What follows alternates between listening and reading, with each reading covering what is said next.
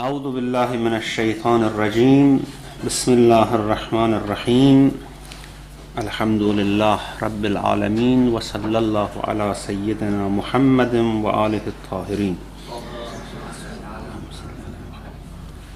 Verse number 34. يا أيها الذين آمنوا إن كثيرا من الأحبار والرهبان ليأكلون أموال الناس بالباطل ويصدون عن سبيل الله والذين يكنزون الذهب والفضة ولا ينفقونها في سبيل الله فبشرهم بعذاب أليم. O you who have faith, indeed many of the scribes and monks wrongfully eat up the people's wealth and bar them from the way of Allah. Those who treasure up gold and silver and do not spend it in the way of Allah, inform them of a painful punishment. Now, this is one of the most controversial verses of the Quran. You might just read it and you might not find it controversial at all, and you might find it completely plain, simple, and very straightforward. However, there are issues in this which has raised controversy among the exegetes, and also which has raised lots of conflict among the companions of the Prophet at the beginning, to the extent that some of them wanted to change some parts of this verse and were of course resisted by others. Now we'll see why this verse is as such. Okay, first of all, Allah subhanahu wa ta'ala is actually giving a good rebuke to people like myself, because Ahbar and Ruhban are the scribes and monks, the clergy of Jew and Christianity, Judaism and Christianity, and also of course we can then take it for clergy of Islam, because there's no difference. So many monks and the scribes Ahbar are of course the clergy of the Jews, and Ruhman, the monks, are the clergy of the Christians. Many of them, they wrongfully eat up the people's wealth. يَأْكُلُونَ أَمْوَالَ النَّاسِ بِالْبَاطِلِ. As I said before, anything you read in the Quran about Jews and Christians, then you can somehow extend it to Muslims to see whether we are acting in a similar way or not acting. So you can put many scribes, many monks, and many ulama, of course, if we extend it to the Muslim time, are wrongfully eating up the people's wealth. Now, what does this mean? This is very difficult actually to explain. What does this mean? They eat up the wealth of people bil batil, not in a right way. Of course, taking money from someone not in a right way, not in a way which is allowed in religion, which is prescribed in the ordinary way of transactions and exchange of money, is batil. For example, riba is eating up money in batil, because it is not a prescribed way of taking money and property from people. Now, what do the clergy do? The monks and the scribes, and if we extend it to our time, what do they do that they eat up wrongfully the property of people?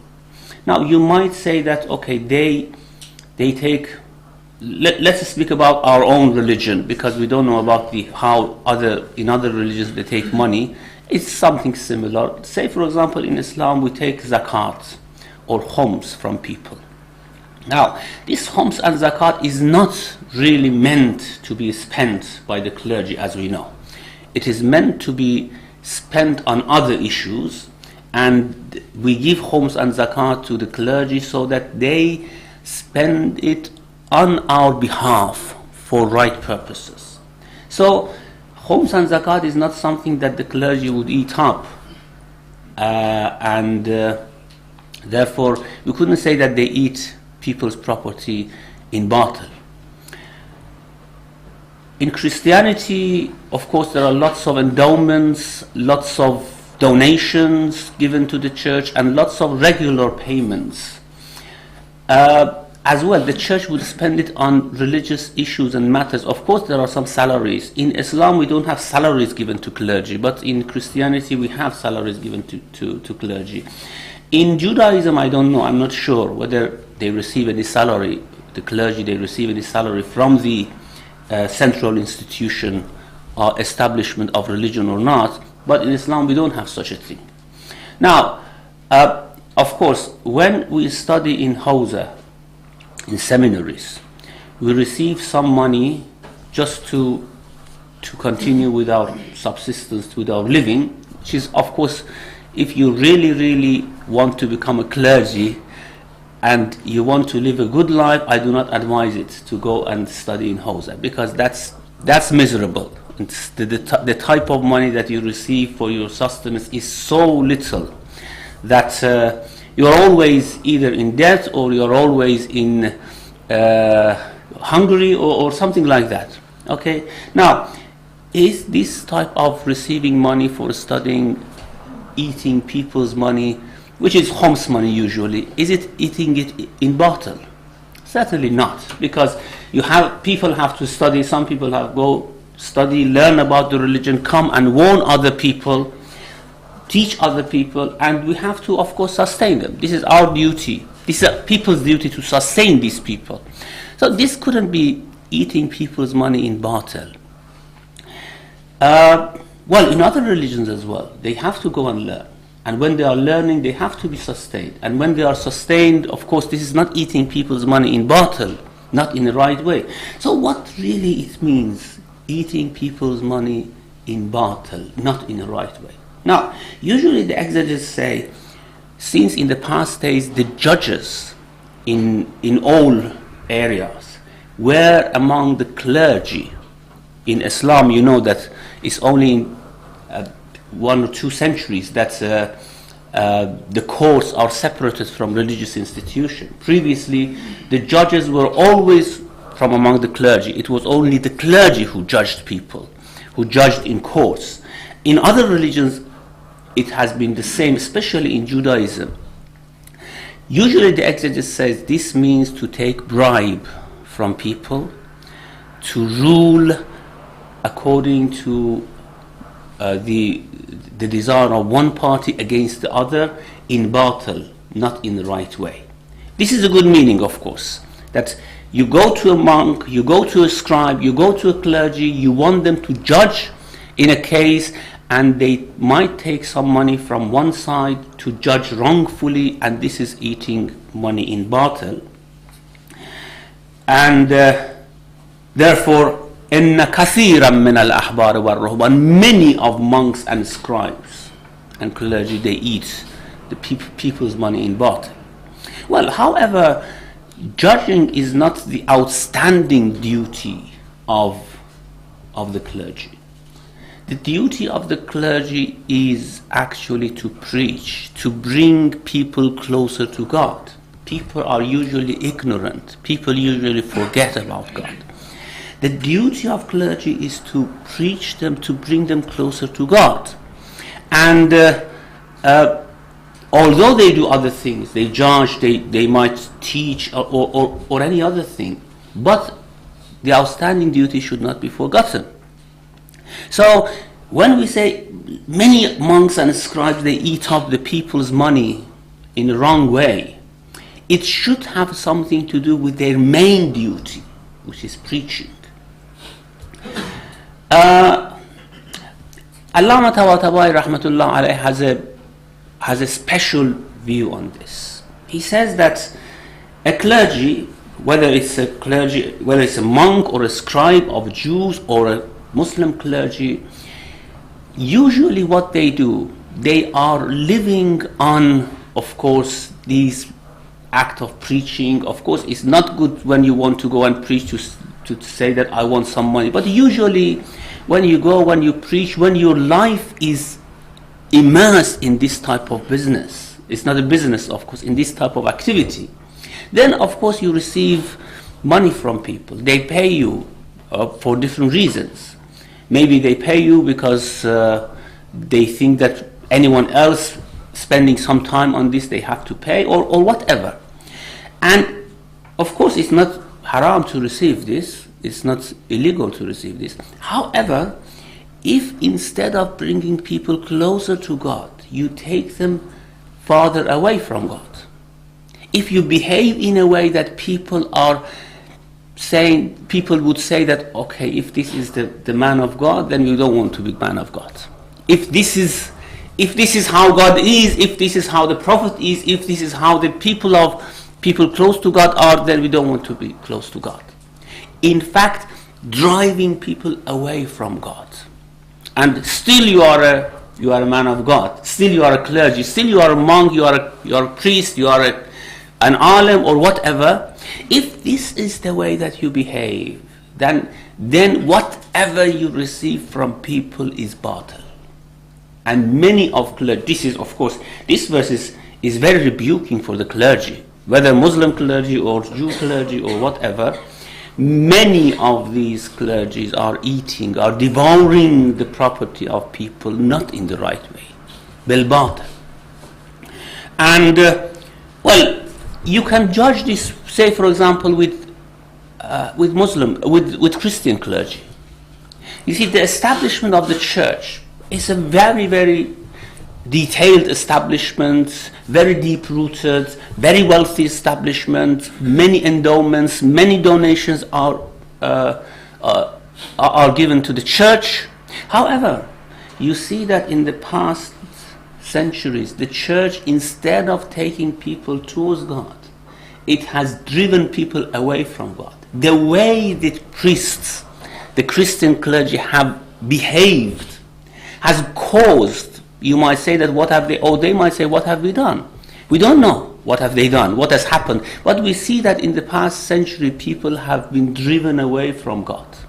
They have left church, they have left faith. They have no faith anymore. People, especially in Christian countries, they have no faith anymore.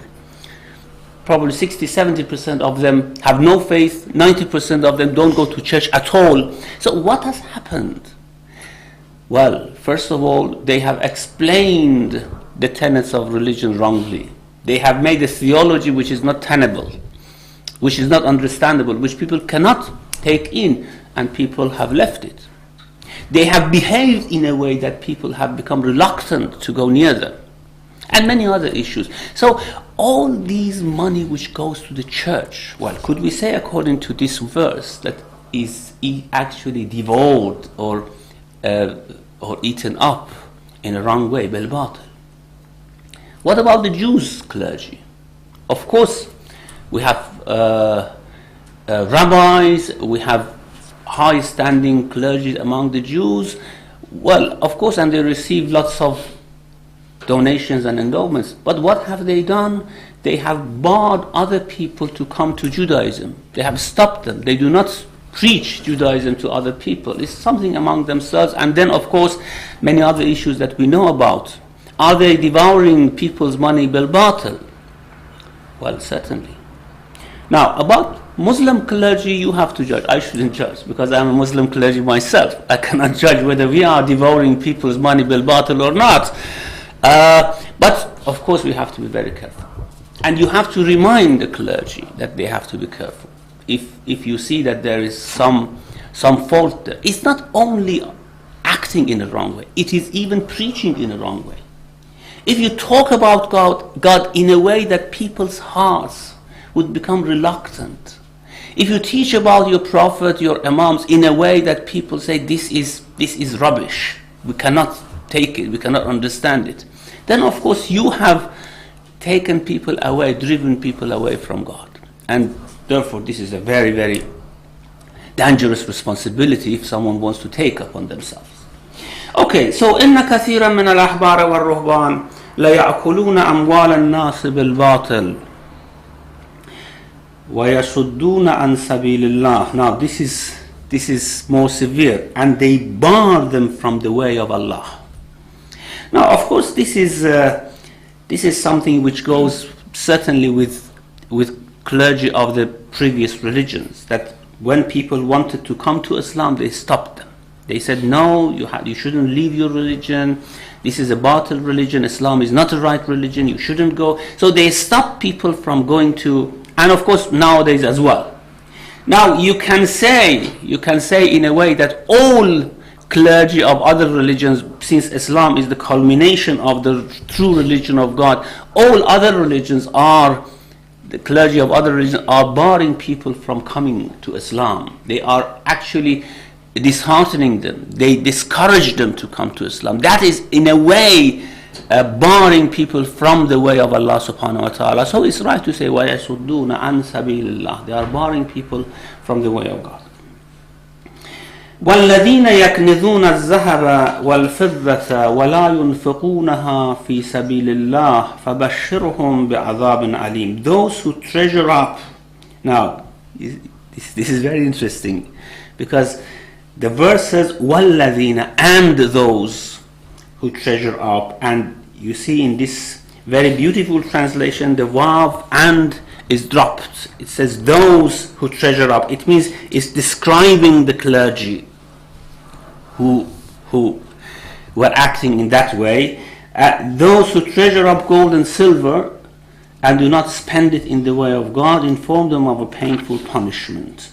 Now, should it be and those who treasure up gold and silver, or those who treasure up gold and silver? Now, you might say, what's the difference? وَالَّذِينَ يَكْنِزُونَ الذَّهَبَ وَالْفِضَّةَ, and those who treasure up gold and silver, or الَّذِينَ, those, without that wav. Now, if that conjunctive, if that wav is there, it means that, okay, there are clergy who do that, and there are other people who do other things. So, and those who do these things, both of them are going to have the same punishment.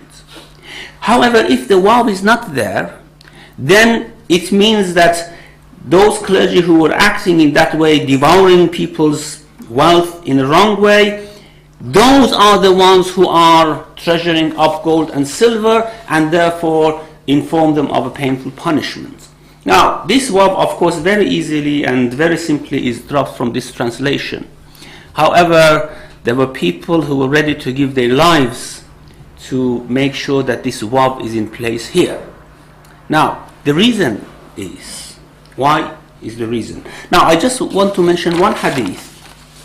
It is reported in hadith that when they were actually recording this verse at the time of Uthman, when they were writing it down, you know that the Quran was written at the time of the Prophet, peace be on him.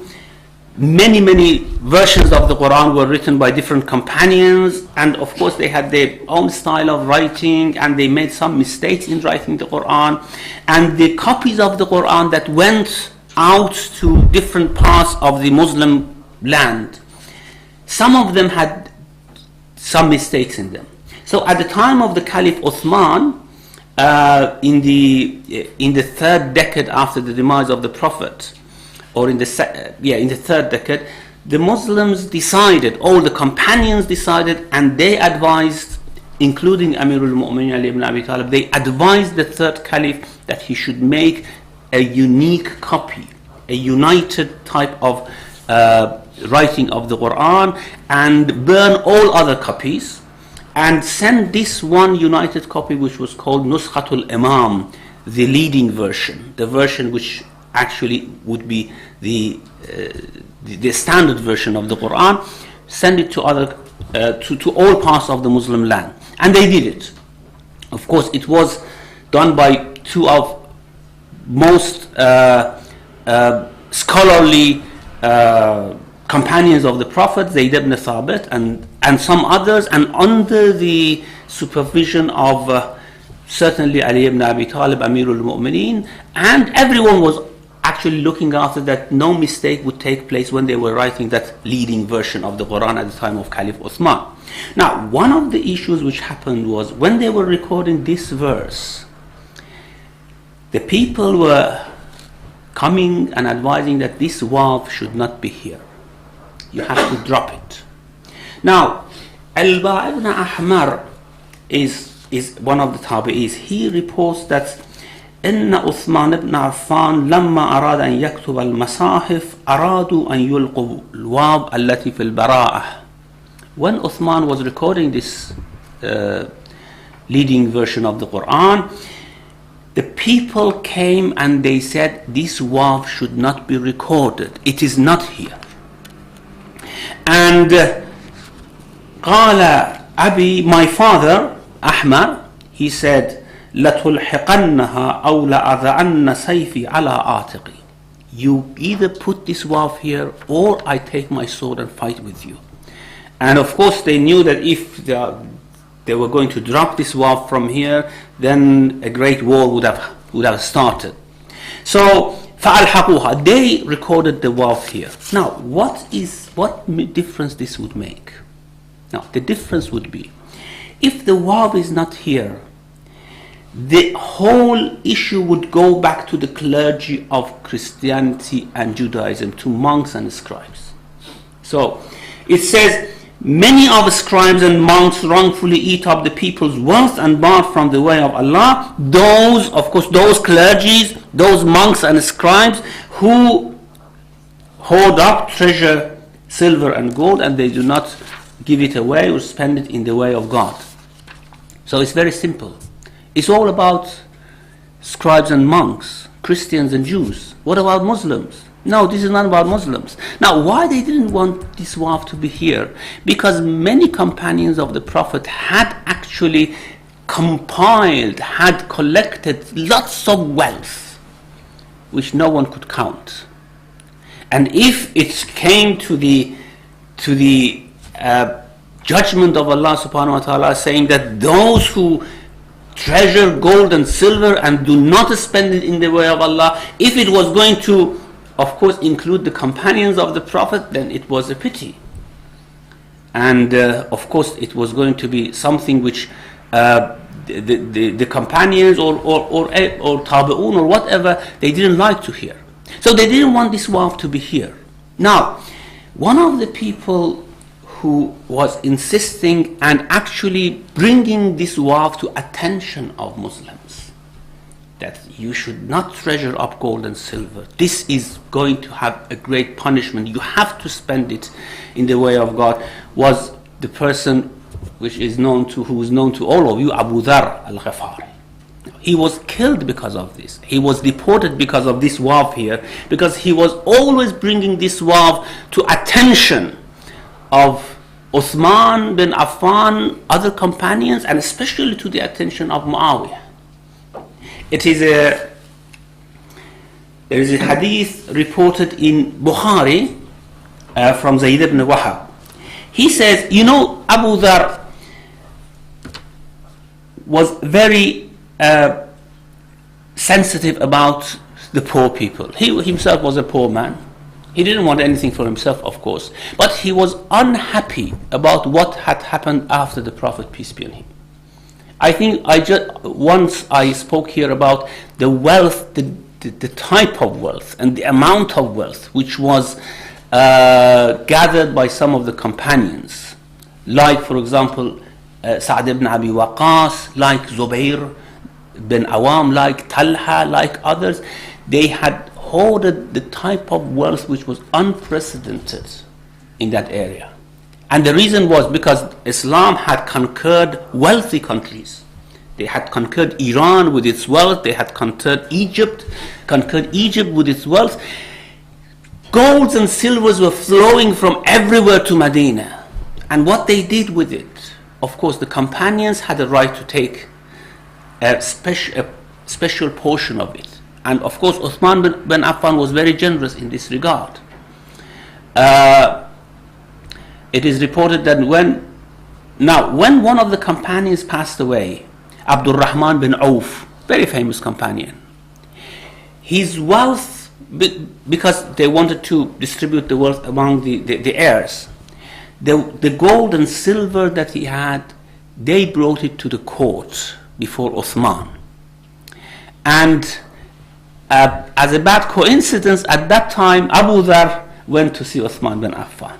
You see, these coincidences are always very funny. I mean, Abu Dharr was in the wrong place at the wrong time, and that was why he was deported.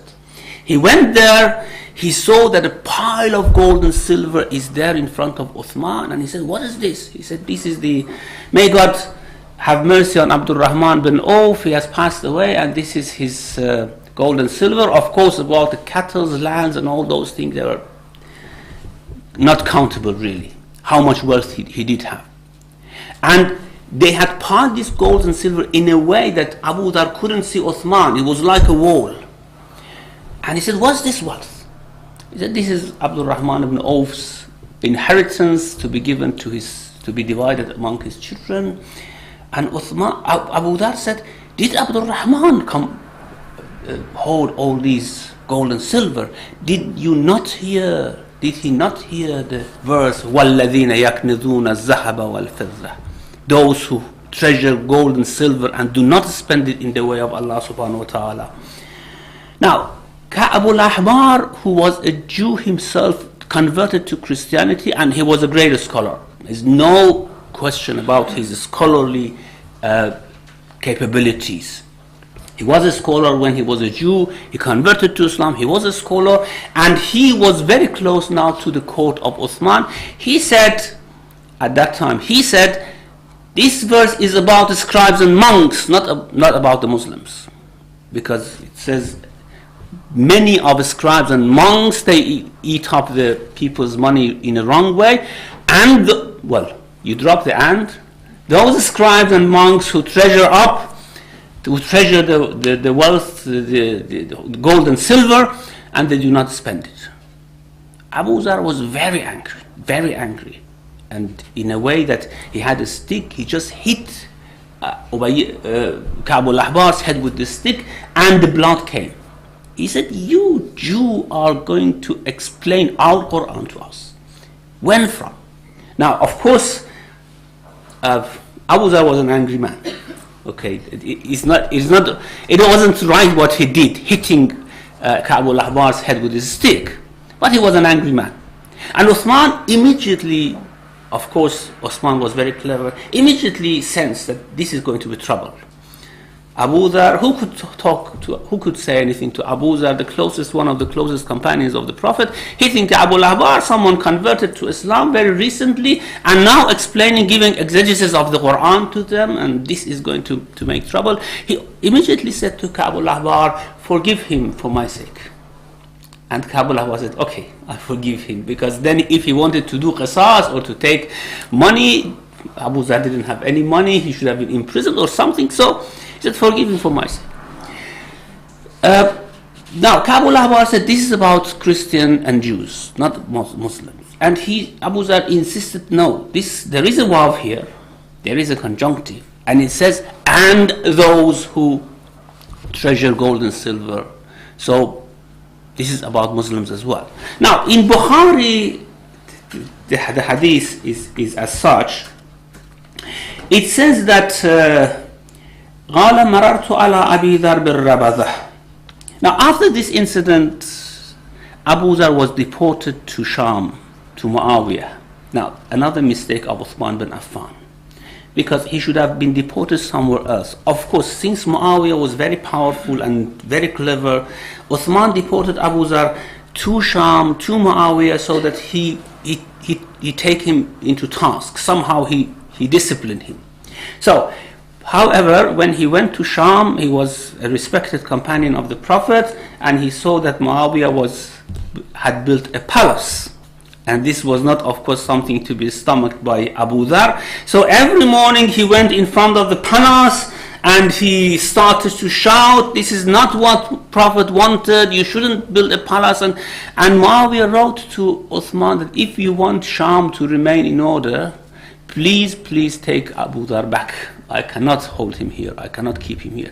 And then Abu Dhar was taken back in a very terrible situation, and he was deported to Rabada. Now, Rabada was a place where Abu Dhar was born, and it was a place where in his childhood he had worshipped idols, and it was the most hated place on the earth for him. And since he hated what he had done in his childhood, worshipping idols, and in fact when he came back to Uthman said, what should I do with you? You are just taking the order and discipline from my country. So he asked him, where is the most hated place on the earth, in your opinion? He said, Rabada, where I was born. He said, okay, I deport you there. He deported him, and he deported Abu Dhar to Rabada, and he died there, alone. A lonely man. Abu Dhar was a lonely man. And the hadith of the Prophet who said, may God have mercy on Abu Dhar, he lives alone, he dies lonely, and he raises up lonely. And he lived alone. We know that he died lonely. How he is going to be raised up again lonely, we don't know. Inshallah, we will see. We will see that how Abu Dhar is alone on the Day of Judgment as well, treated specially by Allah subhanahu wa ta'ala. So he was deported to Rabada. Zayd ibn Wahab said, I passed by Abu Dhar in Rabada. It's about, I think, 70 miles from Medina. I wonder if one of you have been taken to Rabada. Some tours would take people to Rabada when they go to Hajj. I asked him, فَقُلْتُ مَا أَنزَلَكَ بِهَذِهِ الْأَرْضِ, what have made you to end up in this land of Rabada? قَالَ كُنَّا بِشَامٍ. He says, we were in Sham. Of course, he was deported to Sham first, to Syria. فَقَرَأْتُ وَالَّذِينَ يَكْنِزُونَ الذَّهَبَ وَالْفِضَّةَ. I used to recite this verse, those who treasure gold and silver. Of course, he did it in a very provocative way. we should be fair. He did it in a very provocative way, going in front of the palace of Muawiyah. Anyone wanting to go in, coming out, he started to say, وَالَّذِينَ يَكْنِزُونَ الذَّهَبَ وَالْفِضَّةَ. Well, who is this? It's Muawiyah, of course. So he said, I used to recite this, وَالَّذِينَ يَكْنِزُونَ الذَّهَبَ وَالْفِضَّةَ وَلَا يَنْفِقُونَهَا فِي سَبِيلِ اللَّهِ, and they do not spend it in the way of God. فَبَشِّرْهُمْ بِعَذَابٍ أَلِيمٍ, inform them of a great punishment. فَقَالَ مُعَاوِيَةُ مَا هَذِهِ فِينَا هَذِهِ فِي أَهْلِ الْكِتَابِ. Muawiyah used to say that this is not about us, this is about Ahlul Kitab, this is about Jews and Christians. Of course, dropping the waw, this would be about Jews and Christians. And I was saying, no, it is about them and about us. And this disagreement caused me to be deported to this land. And it is also reported from in Tafseer al-Qummi, in our books of exegesis, that every morning كان أبو ذر الغفاري يغدو كل يوم وهو في الشام. In Sham, when he was in Sham, every morning he used to go in front of the palace, فينادي بأعلى صوته, and he started to cry, shout with his loudest voice, بشر أهل الكنوز, inform the people of treasure, بكي في الجباح وكي في الجنوب وكي في الظهور. I will explain this later on because we haven't come to this. So this is the case, treasuring gold and silver. Now, what does this mean? Because if this is the case, many of us, of course I exclude myself in the first place, but many of us have lots of treasure, lots of wealth. Shouldn't we have wealth? Is Islam limiting wealth at all or not? Is there any limit on having property in Islam? Well, what we have actually in our jurisprudence is that there is no limit on the amount of wealth that a person could have, and therefore you could have billions of pounds and dollars and no one could tell you that this is wrong, if of course it has come from a right source, if it has come from right transactions, right business. Now this is why this verse, apart from that waw which we discussed, has put many exegetes and many jurists in trouble. What does this mean? Now there is a hadith reported from the Prophet, peace be on him, that usually most of the exegetes go in this line, and I would inshallah mention Allama Tabatabai moves in another line. They say, they report a hadith from the Prophet that كل مال لم يؤد زكاته فهو كنز. If you have a property and you don't pay the zakat for it, then it is treasure. And it will be included in this verse. You will be included in this verse that you are informed of a great punishment. So usually the treasure is something that people, it was something, now we don't have much of this. We usually put our money, our property in banks. At old days, people, well, there were no banks. There were gold and silvers treasured, hidden under the ground, under the earth, or wherever. Usually it was hidden money, something which was hidden. This is what is called treasure, actually. Now, the Prophet says, any wealth, to whatever extent, the zakat of which is not paid, is treasure. وَإِنْ كَانَ ظَاهِرًا, although you do not hide it, although it's quite clear for everyone that you have this amount of money, if you don't pay zakat for it, it's treasure, and therefore you are included in this verse. وَكُلُّ مَالٍ أَدَّيْتَ زَكَاتَهُ فَلَيْسَ بِكَنْزٍ وَإِنْ كَانَ مَدْفُونًا فِي الْأَرْضِ. And every money, property you do not pay, you pay the zakat for it, then it's no treasure anymore. Even if you hide it, even if you put it under the ground or whatever, if you have paid the zakat, it's not treasure anymore. Now, Jubba'i is one of the greatest exegetes. He says this is ijma', consensus of all scholars, that yes, if you have property, if you have paid the zakat, it's not treasure anymore. If you have not paid the zakat, it's treasure, and you are included. But zakat is how much? 1/10, 1/8? It's nothing actually. Of course, zakat is different from khums in the sense that when you have paid the khums of a property, that property has no khums anymore, as long as you have it. But for zakat, you have to pay every year, 1/10. But however, 1/10 every year is not going to consume much of that property if it is huge. Okay, and this is why Ali ibn Abi Talib has actually given another opinion about that. He says that there is a report from him who says that ما زاد على 4,000 فهو كنز. Whatever exceeds 4,000. Now, 4,000 dinars or 4,000 dirhams, we don't know, because dinar is 10 dirhams. So, if it's dinar, it's 40,000 dirhams. It's not huge wealth. It was much. I mean, you could buy a big house at the time of Ali ibn Abi Talib with 80 dinars, or say 800 dirhams. So you can judge what type of wealth this would be, 4,000. He said, if any money goes above, is under 4,000, and you have paid the zakat for it, it is not kanz, it's not treasure. And whatever is above that, it is treasure. Well, this is putting a limit on the type of property that Muslims could have, isn't it? And this is against the whole jurisprudence of Islam. I mean, if we want to go to this, according to this hadith, that would make issues very difficult. It means that you couldn't have more than 4,000 dirham or dinar. Okay, it's ambiguous. We take the higher limit. We take 4,000 dirham. Say in our time it might be 40,000 pounds.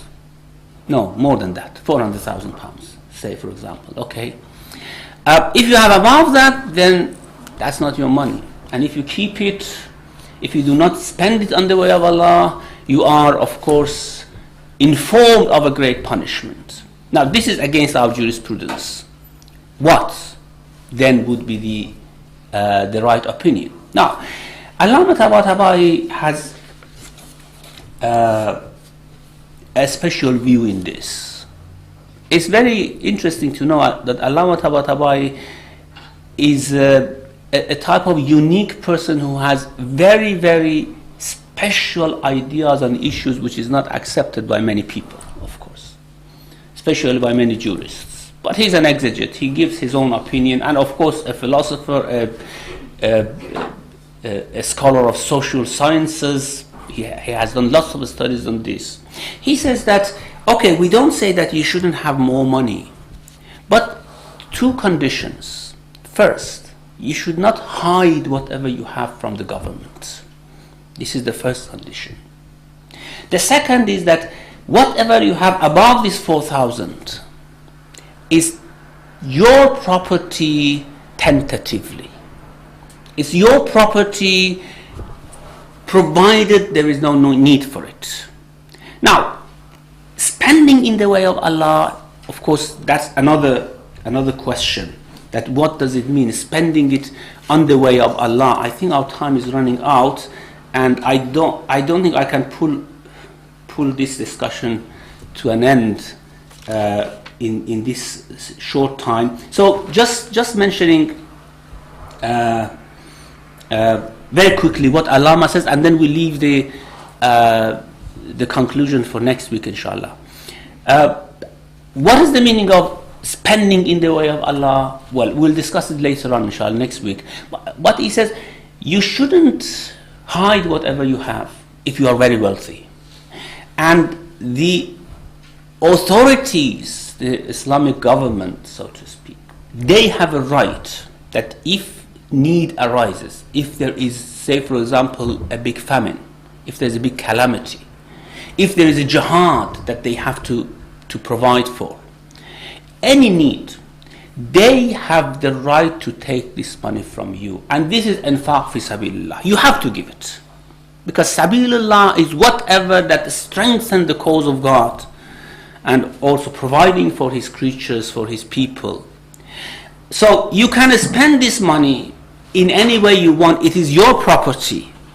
Whatever goes above that 4,000, whatever the limit is, and we have to somehow make a type of comparison about that 4,000 dinar and the property that we might have now. He says whatever goes above that, it is your property so long as there is no need for it in the society. If there is a need in the society, and by need I don't mean that there is one person coming to you and telling you that I need, no, that's ordinary type of infaq you do, whether you have above 4,000 or you have less than that. But in big occasions, say for example this tsunami has come and a very very wealthy man in Indonesia, he can somehow support the calamity, the people stricken with the calamity very easily with his property. If there is an Islamic government, if they see that they have to take this property and spend it there, you should not object, and you cannot object. This is not your treasure, this is the wealth which is on the earth for the sake of the people. It is now in your hand, you use it so long as there is no need. If there is a need, then you have to give it up. And the authority that takes it up from you is of course the Islamic government that would take it from. This is the opinion of Allama Tabatabai. Of course there are bits and pieces here that should be explained. Inshallah we'll continue with this next week. Wa sallallahu ala Muhammadin wa alihi tahirin. Thank you very much, Sheikh. Now we should start with the discussion question and answer. Our brothers, sisters, I hope none of you have treasure to ask me difficult questions about gold and silver. Assalamu Alaikum salam. If you, just for a moment, put away the fixed side of it completely. If a person has a great deal of wealth and it refuses or doesn't spend it in the way of Allah, and even if he's perfectly entitled to it, if you ask yourself, why would he do that? It's because he's attached to it. There cannot be any other reason. And from a spiritual sense, coming to your classes that you do, would that not be the painful punishment for him in the Akhirah to remove that attachment from himself? Could that not be very simply what it's referring to?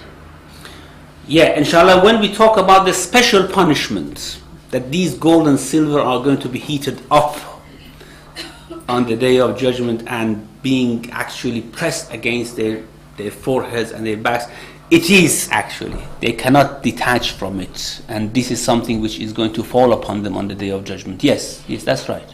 Yeah. Sisters? Yeah.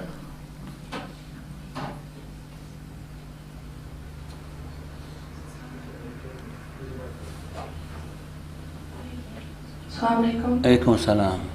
I'm not sure if it's completely related to this, but with regards to what the gentleman just said, and also with regards to hoarding money, but not necessarily hoarding it. I don't know if we can put a figure on it, but saving it because for the future you may need it. Now that can amount to quite a lot depending on what your current living status is, whether you live very comfortably or not. But I was wondering Islamically how that was seen.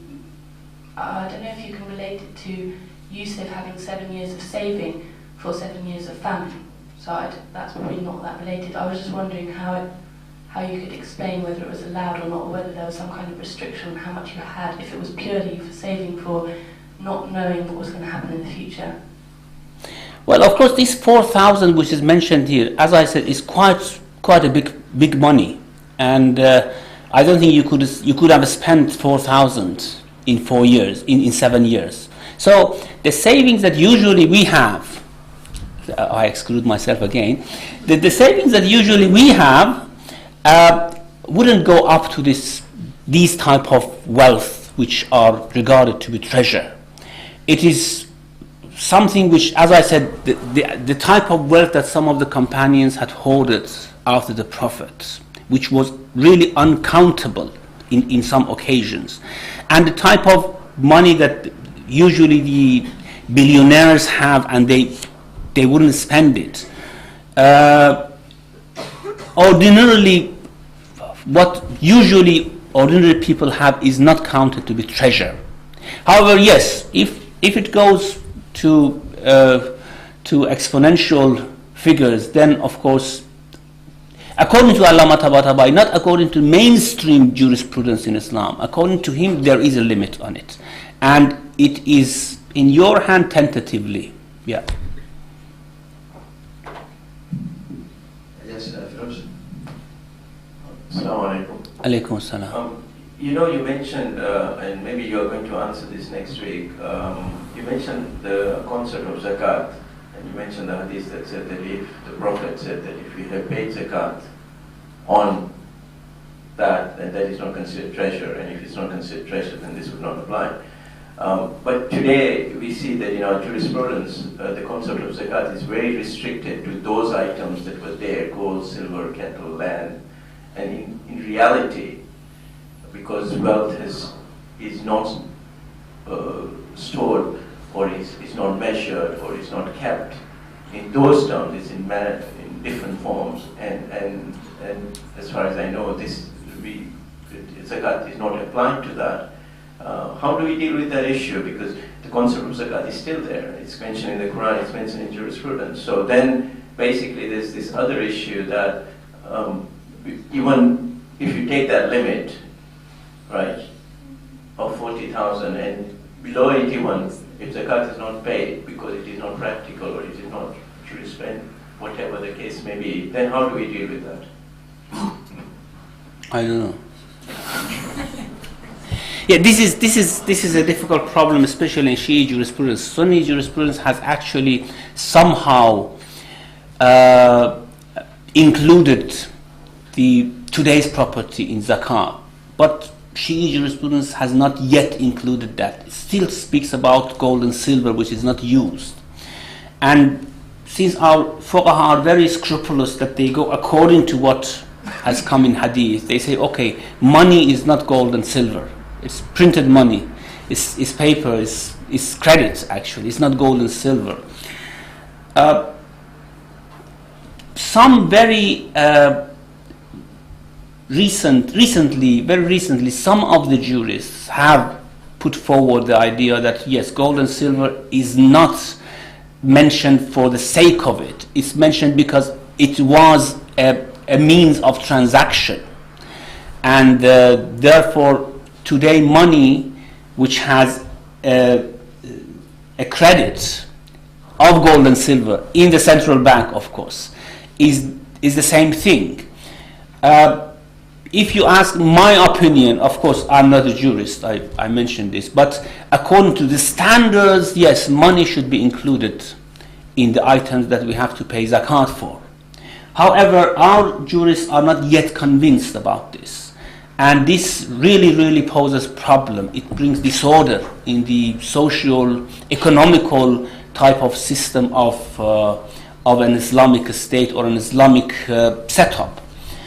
And therefore it is I think you who have to press the fuqaha to solve this, because really it's a problem that money is not included in those items on which we have to pay zakat. Yeah. Just, do you know if Allah Tabai, when he has made exegesis of that verse about zakat, has he said anything that is... Allah Tabai usually mentions I am not a jurist. So... Think about zakat. What is his interpretation? I just wonder if you had...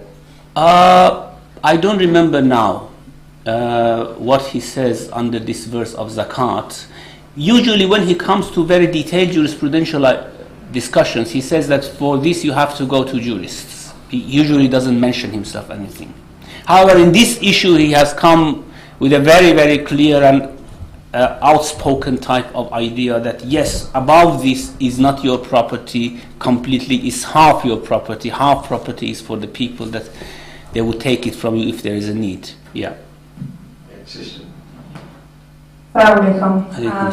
making mention in a point that Allah has sent the Quran and it's quite clearly said the ayats will got tafsir with the other ayats. In Surah Al-Nahl, ayah 71, وَاللَّهُ فَضْلُ بَعْدِكُمْ عَلَى بَعْدٍ فِي الرِّزْقِ, and so on. He says, those who I give them more, why they don't share it with the others, do they deny the blessing of Allah? Maybe that would be kind of interpreting for the other ayah in Surah Al-Tawba.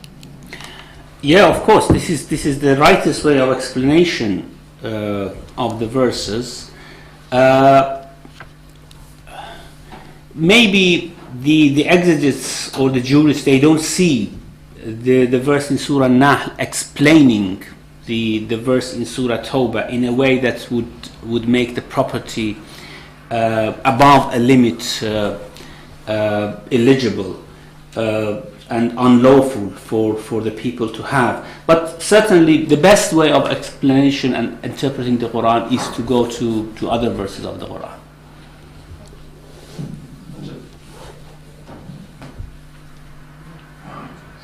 You mentioned very briefly that one of the functions of the clergy some time ago was to act as a jurist, and over a period of time this function has been taken away from them or has been given up by them. As a judge? As a judge. Yeah. If this has happened, maybe you can explain how this came about. And if this has come about, hasn't this role being taken away from them or having given up by them led to people going away from God? You explained that how the clergy take away people from God. Yeah. Does this not fall in that sort of category? And if it falls in that sort of category, how can we go back to it?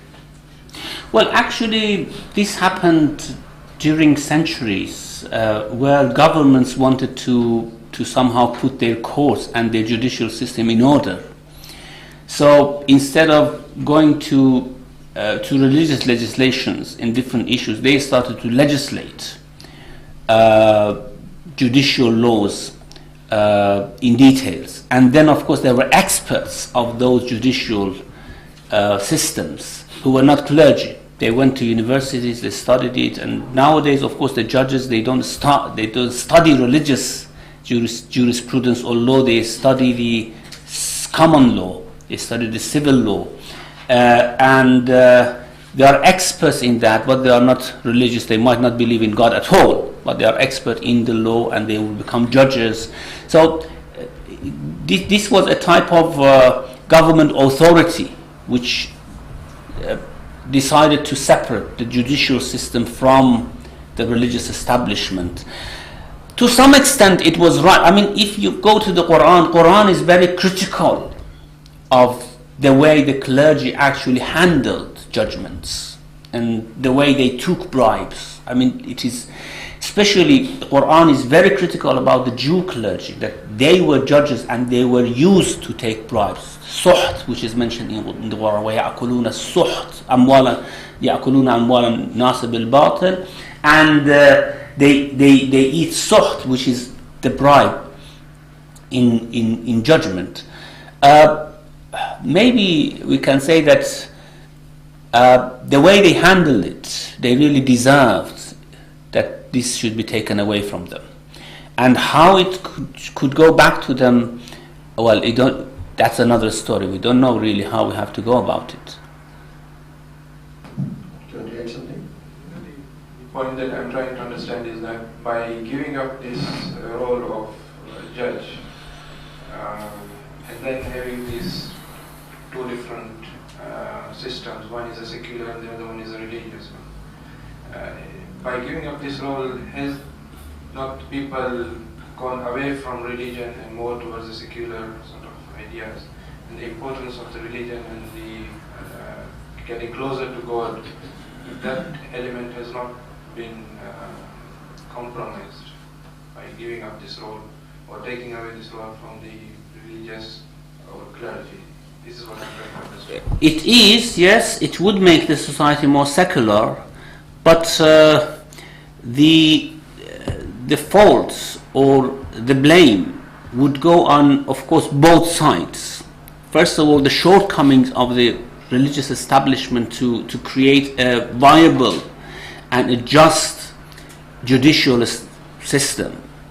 And the other is, of course, the insistence of government authorities to take this away from the clergy, making a separation between them. The blame, I think, should go on both sides. And if it wants to come back, in Iran, of course, certainly the authorities are trying to bring back the judiciary into the fold of the religious establishment. It is not complete, of course. Not all judges in Iran are clergies, and there are other routes of study for people to become judge, other than going to have religious studies. But it is very difficult, because judgment is something which usually puts a person in danger, because usually you have to judge between the rich and the poor. This is what usually happens. You have to take the right of the poor from the rich, and the rich has money and can buy you. And if they do this, of course, the judgment would be impaired. And well, the clergy, especially of other religions, I don't talk about our own religion now, didn't come up very successfully from this test. Sisters? Okay. Sheikh, I just want to go back to this 4,000 figure mentioned by Imam Ali alayhi salam. Yeah.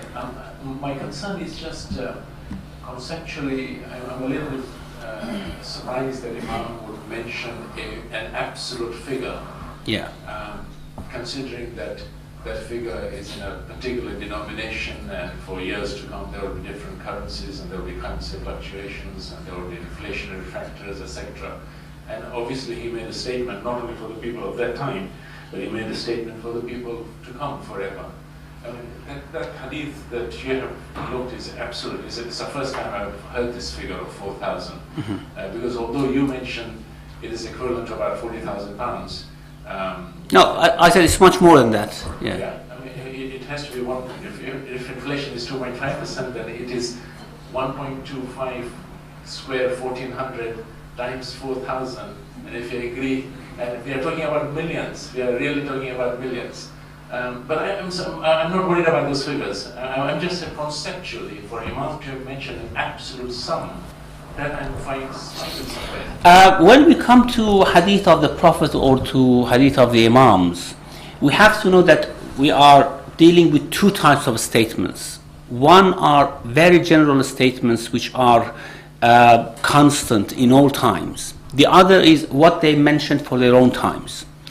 I think Shahid Sadr Rahmatullah Alayhi has explained this in his book Our Economy very clearly, that many of such ahadith which mention figure are actually about the time that these people lived, because as you said, the currencies are different, the fluctuation of the market, also the inflation, all these things would count. And what we have to say is that the Islamic authorities the Islamic government should put a limit at any time according to the needs of the society. Say, for example, nowadays the government, and it might change, every other year.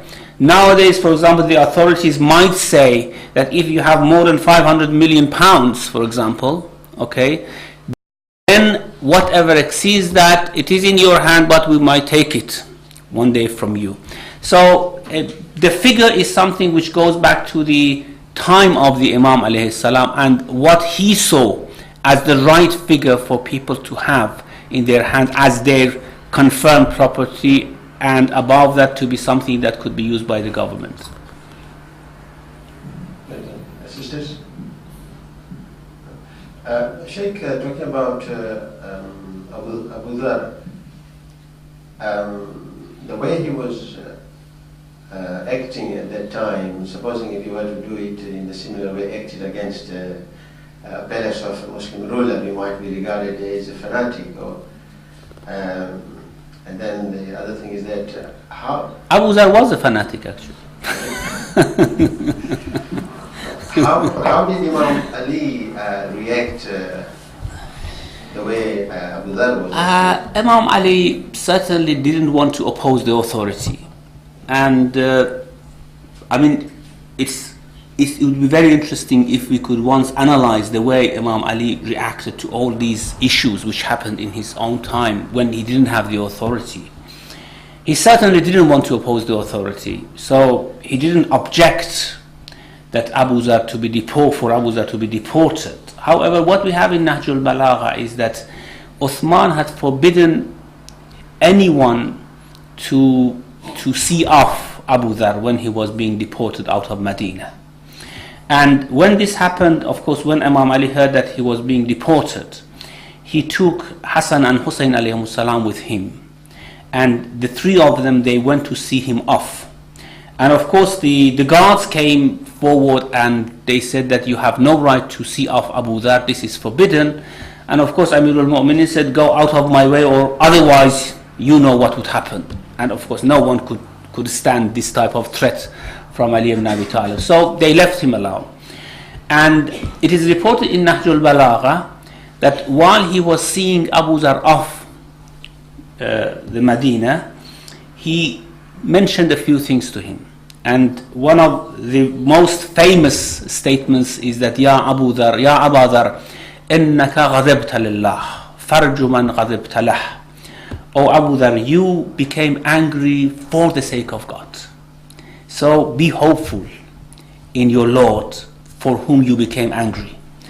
And then he mentions, Ya Abu Dhar, don't worry if you are being sent to Rabadha, because if the heavens and the earth are tightly closed its doors to a person, it means everything comes against the person, then that person has taqwa.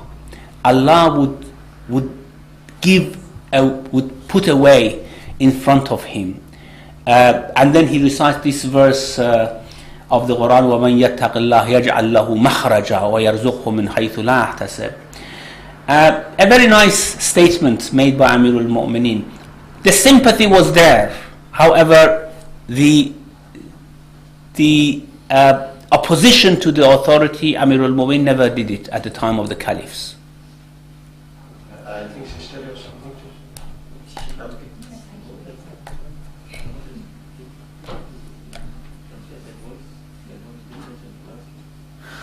Firoz is suggesting, can you translate the last verse?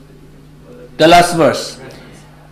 Whoever fears God, has taqwa of God, Allah would put away in front of him in difficulties and hardships, and would sustain him, would provide for him from a place or from a direction which they would never count on, they would never think. This is verse number 2, a part of verse number 2 of Surah Talaq, Surah number 65.